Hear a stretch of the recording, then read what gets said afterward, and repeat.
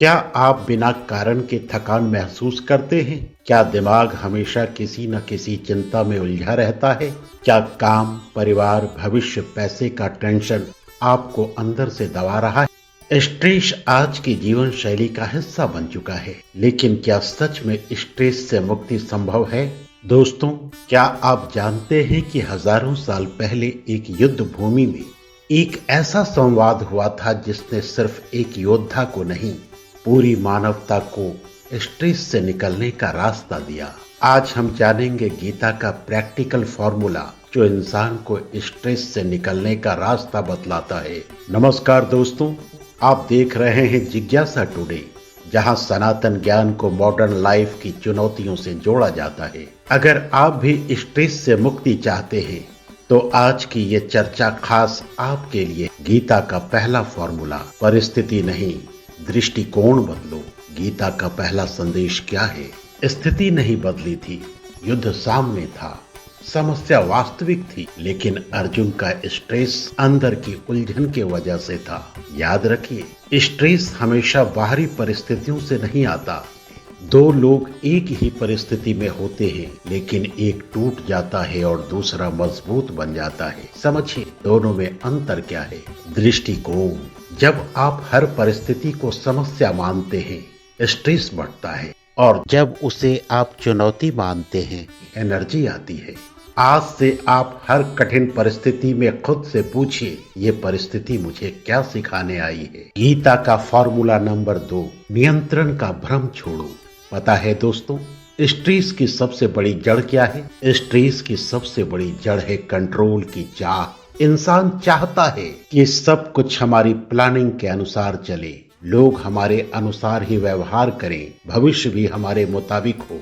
लेकिन गीता साफ कहती है, आपका अधिकार कर्म पर है, फल पर नहीं। जब आप परिणाम की फिक्र नहीं करते हैं तो मन हल्का हो जाता है। समय निकालकर हर रोज कुछ प्रैक्टिकल बातों पर अमल करें। जो आपके नियंत्रण में है उस पर काम करें, और जो आपके नियंत्रण में नहीं है उसे स्वीकार करें।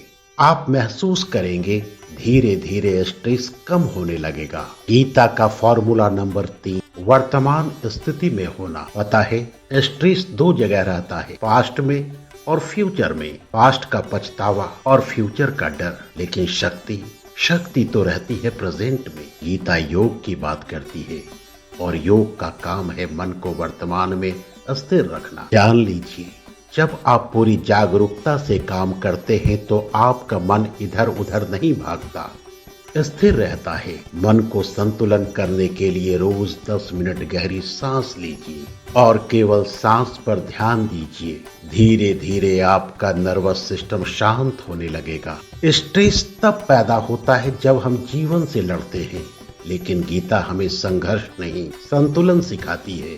प्रयास करने और स्वीकार करने में ही शांति है।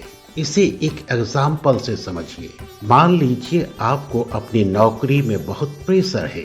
आप दो तरह से सोचते हैं, पहला, मैं टूट जाऊंगा, और दूसरा, मैं अपनी पूरी क्षमता से काम करूंगा, परिणाम की चिंता बिल्कुल नहीं करूंगा। पहला तरीका आपके स्ट्रेस को बढ़ाता है और दूसरा तरीका आपका आत्मविश्वास बढ़ाता है। अगर आप स्ट्रेस से मुक्ति चाहते हैं तो परिस्थिति को चुनौती की तरह देखें, परिणाम छोड़कर प्रयास पर ध्यान दें। रोज 10 मिनट वर्तमान में स्थिर रहें। आप महसूस करेंगे कि आपका स्ट्रेस खत्म होने लगेगा। ये कोई जादू नहीं है, ये है माइंड शिफ्ट।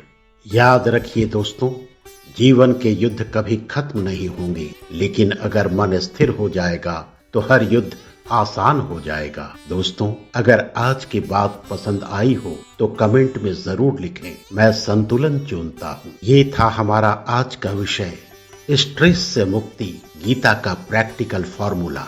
आज के लिए बस इतना ही। मिलते हैं अगले वीडियो में एक नए विषय के साथ। धन्यवाद।